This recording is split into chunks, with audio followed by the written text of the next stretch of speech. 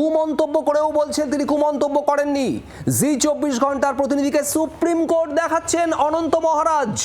অনন্ত মহারাজ কি ভেবেছেন সুভাষচন্দ্র বসু সম্পর্কে যা খুশি মন্তব্য করে যাবেন, চুপ করে থাকবে বাংলার মানুষ, চুপ করে থাকবে রাজ্য সরকার? না, অবশেষে পথে এসেছেন অনন্ত মহারাজ। বঙ্গবিভূষণ কেড়ে নেওয়ার পর সিঁদুরে মেঘ দেখেছেন, ঢোক গিলে ক্ষমা চাইলেন অনন্ত মহারাজ। কি বক্তব্য? নেতাজি সম্পর্কে আমার বক্তব্য অনিচ্ছাকৃত, কেউ মানসিকভাবে আঘাত পেলে দুঃখিত। হম্বি তম্বি অনেক কিছু করার পর অবশেষে ভেজা বিড়াল অনন্ত মহারাজ। শোনাবো।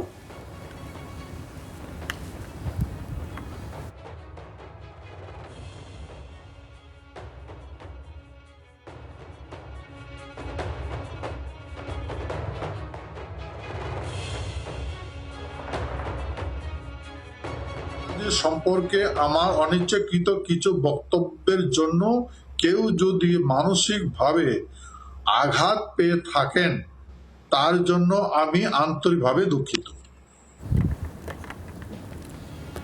আন্তরিকভাবে দুঃখ প্রকাশ করছেন এবার, যদিও এর আগে একেবারে ভাঙবো না মোচকাবো না এমনই একটা মনোভাব ছিল। জি24 ঘন্টায় কতটা উদ্ধত দেখিয়েছেন গতকাল বিকেল 5টায় সেটাও আপনাদের দেখিয়েছি। অনন্ত মহারাজ রাজ্যসভার সাংসদ, এই অনন্ত মহারাজকে গত ফেব্রুয়ারিতে তৎকালীন মমতা বন্দ্যোপাধ্যায় সরকার বঙ্গবিভূষণ দিয়েছিল এবং সেই বঙ্গবিভূষণ সম্মান একেবারে কেড়ে নেওয়া হলো গতকাল।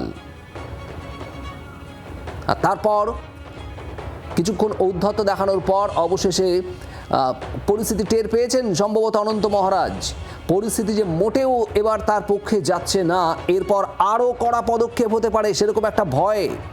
তারপরেই ক্ষমা চাওয়া, হম্বিতম্বি করেও ভিজা বিড়াল অবশেষে অনন্ত মহারাজ।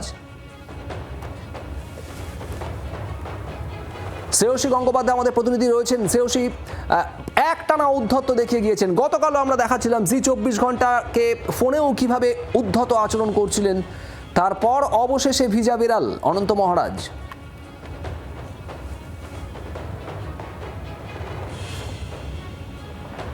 শোনা যাচ্ছে শ্রেয়সী?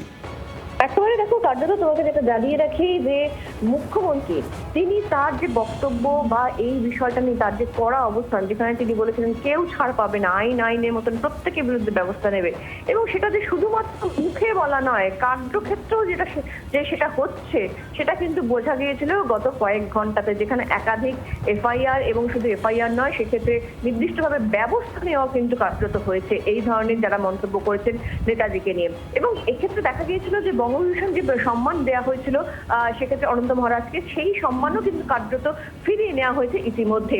ফলে সেই জায়গা থেকে শুধুমাত্র যে তিনি মুখে বলছেন, মুখ্যমন্ত্রী মুখে ব্যবস্থা নেওয়ার কথা বলছেন তা নয়, তিনি কিন্তু কার্যত পদক্ষেপও নিচ্ছেন সেই নিয়ে। ফলে সেই বিষয়টা আস্তে আস্তে যখন খুব স্পষ্ট হয়ে গেছে, তখনই কার্যত দেখা যাচ্ছে পুরোপুরি ইউটার্ন অনন্ত মহারাজের। এবং সেইখানে দেখা যাচ্ছে যে তিনি সেক্ষেত্রে একটা ভিডিও বার্তায় তিনি বলছেন যে তার করা যে মন্তব্য নেতাজিকে নিয়ে, সেই মন্তব্যের জন্য যদি কেউ দুঃখ পেয়ে থাকে, কেউ কোনোভাবে কেউ অপমানিত বোধ করে থাকে, তার জন্য তিনি ক্ষমা প্রার্থনা করছেন।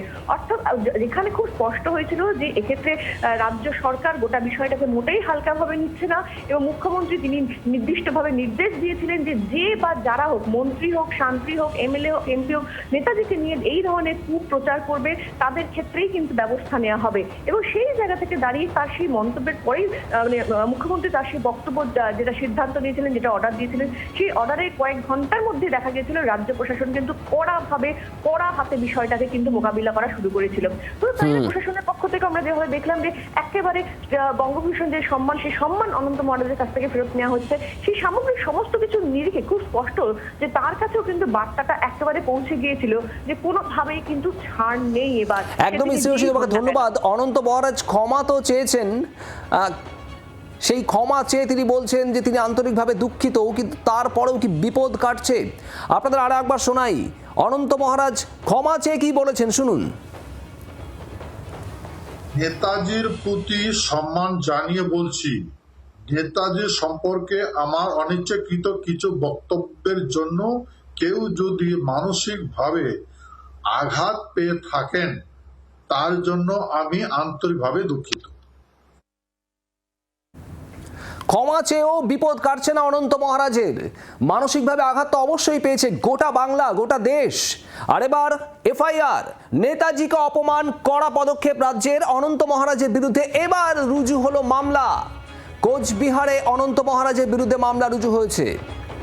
গতকাল বঙ্গবিভূষণ কেড়ে নেওয়া হয়েছে আর এরপর মামলা রুজু। পিয়ালি মিত্র আমাদের প্রতিনিধি রয়েছেন আমাদের সঙ্গে। পিয়ালি, কি আপডেট? একেবারে দেখো, কড়া অবস্থানের কথা মুখ্যমন্ত্রী দুদিন আগেই নবান্ন থেকে জানিয়ে দিয়েছিল এবং সেখানে তিনি বলেছিলেন যে বিধায়ক, সাংসদ বা যে হোক সে যদি নেতাজির সম্পর্কে কোনো রকম কুরুচিকর মন্তব্য করে থাকেন সেক্ষেত্রে কিন্তু কোনোভাবে রেয়াত করা হবে না। এবং আমরা গতকালকেই দেখেছিলাম পুলিশ মামলা রুজু করা শুরু করে। গতকালকে 5টা এফআইআর রুজু হয়েছিল, একজন অনন্ত মহারাজ ঘনিষ্ঠ একজন গ্রেপ্তার হয়েছিল। এবার সরাসরি অনন্ত মহারাজের বিরুদ্ধে কোচবিহার জেলা পুলিশ তারা একাধিক এবং জামিনযোগ্য ধারাতে মামলা রুজু করেছে। এবং এক্ষেত্রে দাঁড়িয়ে গতকালকে ইসলামপুর জেলা পুলিশ তারা কিন্তু একজনকে গ্রেপ্তার করেছিল, সেটা তিনিও অনন্ত মহারাজের ঘনিষ্ঠ এবং অনন্ত মহারাজের বিরুদ্ধে সরাসরি কিন্তু এফআইআর রুজু হলো। অর্থাৎ গতকালকে বঙ্গবিভূষণ কেড়ে নেওয়া হয় এবং তারপরে কিন্তু আরো কড়া পদক্ষেপ প্রশাসনের এবং সরাসরি এফআইআর রুজু করা হলো তার বিরুদ্ধে। বিপদ যে বাড়ছে অনন্ত মহারাজের, এরপর আর বলে দেওয়ার কোনো প্রয়োজন নেই। পিয়ালি, তোমাকে ধন্যবাদ। এবার অনন্ত মহারাজের কি হবে? নেতাজিকে অপমানে মোট 9টি মামলা রুজু হয়েছে কোচবিহার জেলা পুলিশের তরফে। নেতাজিকে অপমানের জের এখনো পর্যন্ত 5 জন গ্রেপ্তার। অনন্তর এক ঘনিষ্ঠকেও গ্রেপ্তার করা হয়েছে। অনন্ত মহারাজ এবার কোথায় যাবেন? ক্ষমা চেয়েও কি খুব একটা সুরাহা হলো? যে উদ্ধত্ত দেখিয়েছেন, যেভাবে দিনের পর দিন গত কয়েকদিনে বারবার নেতাজি সুভাষচন্দ্র বসু সম্পর্কে একের পর এক কুমন্তব্য করেছেন, নানা অসম্মানজনক বক্তব্য রেখেছেন এবং তারপর তিনি বলেছেন সবই নাকি তিনি ঠিক বলেছেন। এবার সম্ভবত পরিস্থিতি হাড়ে হাড়ে টের পাচ্ছেন অনন্ত মহারাজ। বাংলার আওয়াজ, বাঙালির আবেগ, জি 24 ঘন্টা।